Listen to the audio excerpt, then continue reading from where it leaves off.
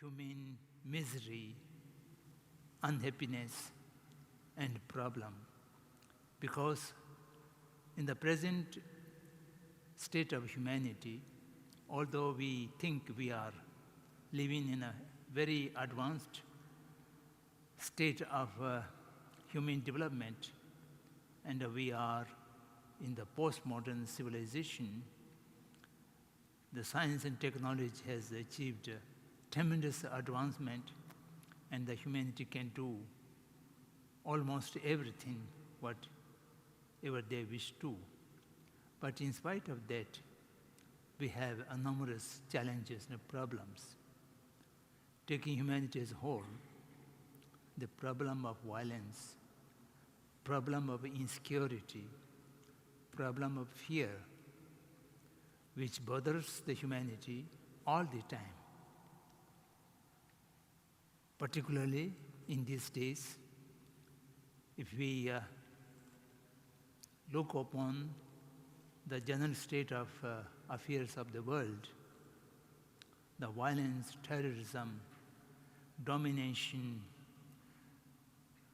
suppressive behavior is almost pervasive everywhere.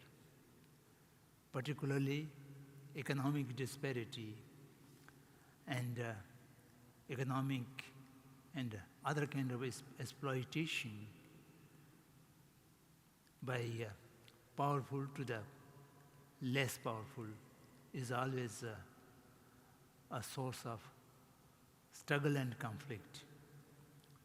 And all these are arising in the beginning before expressing into a physical and vocal action. As everybody says that the war is taking place in the human mind at the beginning, that's true. All the conflict and all the violence and all the problems are arising, and if we are able to transform or alter or train the mind in a positive way, all these problems which we are facing day to day would be completely avoided. Eradication of all these problems and the source of problem. So therefore, we need to cultivate in our mind a compassionate emotion in order to achieve such compassionate mind. We have to go through a systematic method of training the mind which is completely conditioned through sources, might be through education, through habits, and through a negative environment, and mostly the system in the society which conditions our mind. Right from the childhood, we are being taught and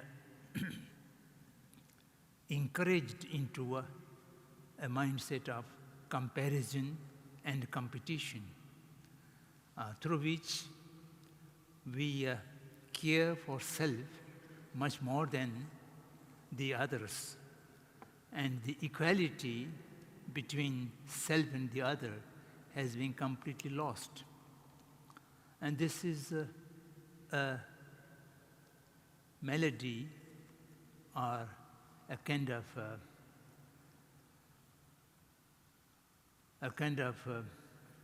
defect which is being created through civilization. The modern civilization have given a number of disbalances, and among these disbalances, disbalance between self and the other. And until you understand the equality between the self and the other, you will not be able to achieve the caring the others more than the self becomes most difficult. So, in the process of training the mind to cultivate into compassion, understand the equality, to cultivate, to create in your mind, to see or to understand, to internalize the reality of the equality of all the. In the modernity, we talk about equality, particularly in the political system, or so we are always looking for a kind of equality. And this equality does not give you the perception of real equality. The concept of political equality is, at most, it can give equal among the equals. The real equality among the unequals, apparently unequal individuals or sentient beings, not so easy. And here we have to educate the mind, train the mind to see the real equality on the two basic grounds. We are equal in one particular thing, that is to wish and do not wish for misery and pain. Even a smallest insect and the biggest animals like elephant or the most intelligent human beings, no one is willing to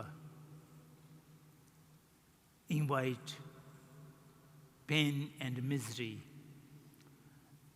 And everyone's looking for peace or pleasure.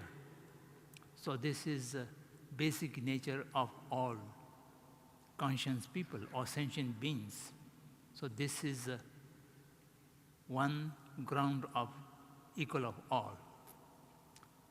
And the other ground of equality is each individual, right from the smallest insects to the most intelligent individual human beings, they are potential achieving enlightenment and freedom. Each one has the seed of Buddhahood, if I speak from the Buddhist terminology. Everyone has the potential or the possibility to achieve omniscient mindset or the Buddha nature. There's no single sense of this potential. So on that basis of potential, all the sentient beings are equal. So on this basis, we have to realize that all sentient beings are equal and there's no differentiation. Then thereafter, our mind approach to the rest of the sentient beings, the approach of equality to all. Upekkha bhavana. Upekkha bhavana does not mean uncare or unmindful. Here Upekkha bhavana means to treat or to approach each sentient being without any distinction, without any near or far, without any dear and undear, without differentiation, friends or enemies. So this is more difficult to achieve in our mind because we have prejudices to all other beings when we deal with the other sentient beings. If we see some relative, some friend, some very close associates, we feel happy and have a mindset of attachment to those people. and we see someone who is not friendly with us, and particularly unenlightened people do have advantage. And when we see enemies who have harmed to one person, or who have did some undesirable or injustice things to oneself, we feel very much hate and anger to that person. And when we see someone is unknown, unfamiliar to us, we just have without any happiness or unhappiness, without any attachment or detachment. So three different others, we have three kind of approach that distorts our mind to have an approach of equality, and through which a compassionate mind can be evolved for everyone. Compassion does not mean a love or a kind of good feeling for any individual. The Buddhist terminology, compassion means a mindset which is pervasive to all sentient beings. Among the categories of compassion, we make two categories. The first category is limitless compassion, and the other is great compassion.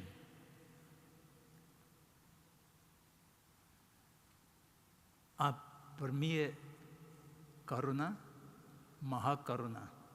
The great compassion is Mahakaruna. That is a variation for Buddha nature, and which makes the person as Bodhisattva. Karuna, a compassion which still do not have the power to take its fold the entirety of the sentient beings, but it is not to a limited sentient beings. Limitless sentient beings have been taken to the object of compassion or the kindness. That is limitless compassion. Then it goes equal to karuna. So therefore, we mind not to differentiate any sentient being distinctively, differently. Equal attitude to all need to be developed.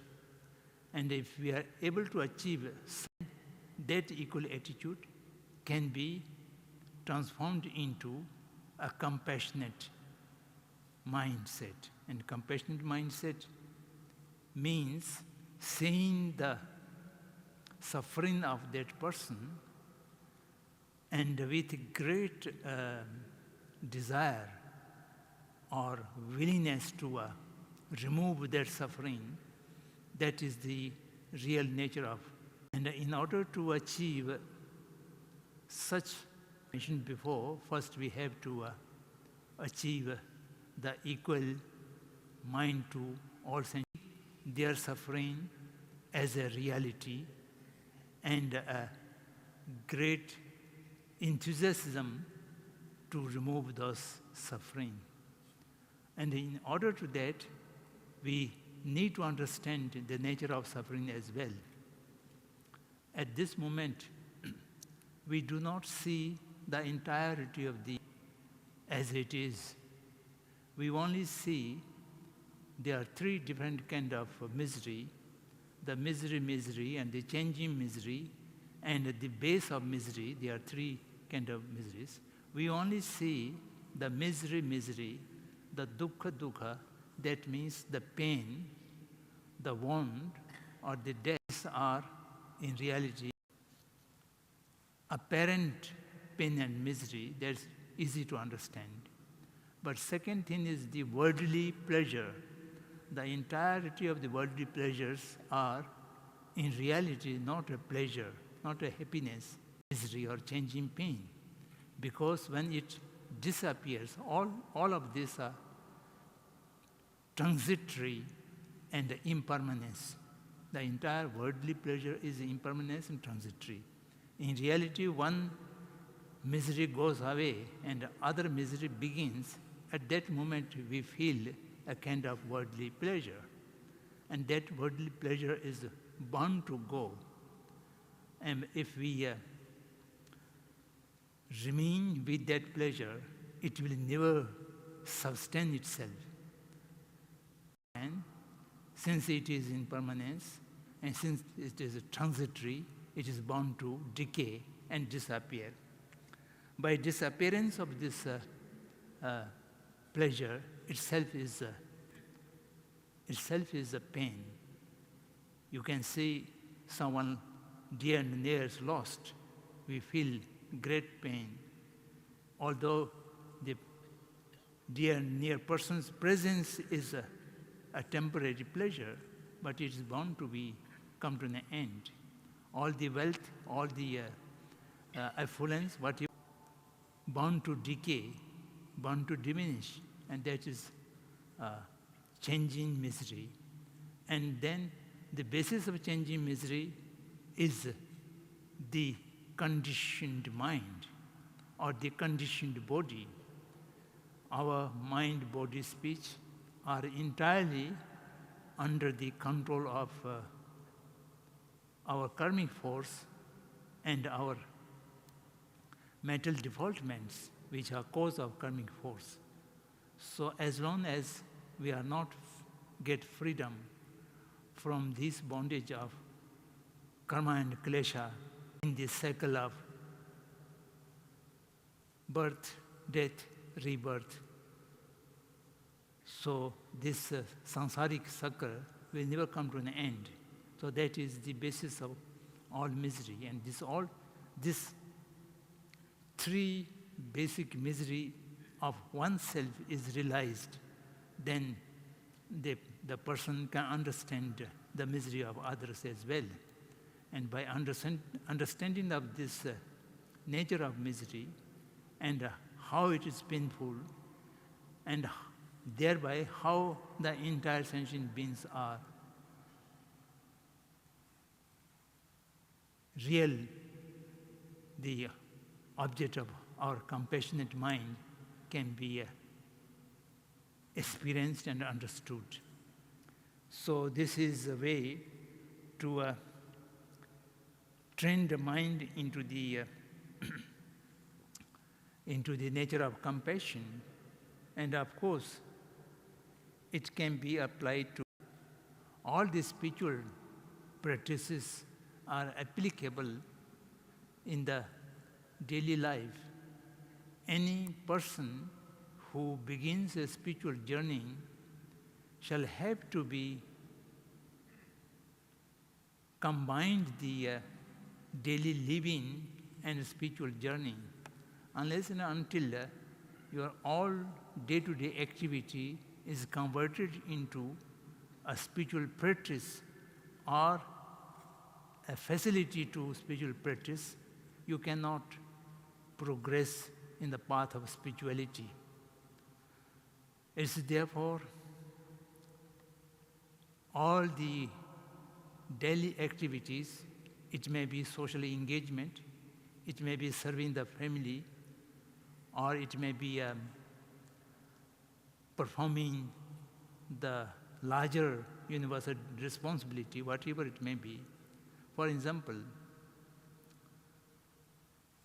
talking, eating, reading, meditating, whatever you do, you have to a good motivation, and your action can be directly or indirectly